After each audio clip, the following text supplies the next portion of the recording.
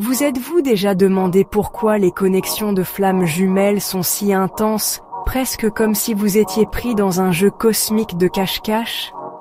On parle beaucoup des rôles du coureur et du chasseur. Les gens disent que c'est simple.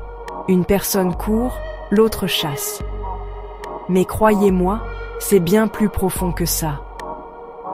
Voyez-vous, le coureur ne fuit pas seulement l'autre personne. Il fuit en fait lui-même la douleur et les peurs qui remontent à la surface lorsqu'il rencontre sa flamme jumelle.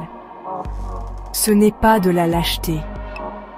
C'est d'être submergé par la vérité brute que cette connexion apporte. Parfois, le coureur a juste besoin d'espace pour guérir, pour comprendre qui il est en dehors de cette relation ardente. Et le chasseur, ce n'est pas seulement un désir ou une attente.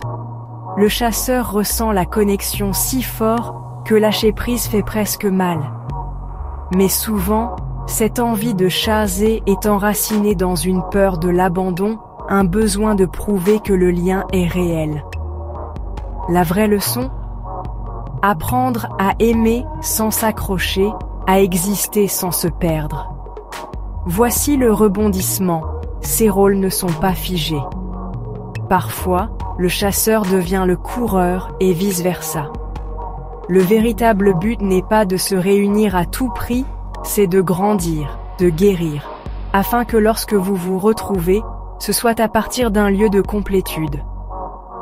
Quand les deux arrêtent de réagir à partir de vieilles blessures et commencent à agir à partir d'un amour véritable, c'est là que la magie opère.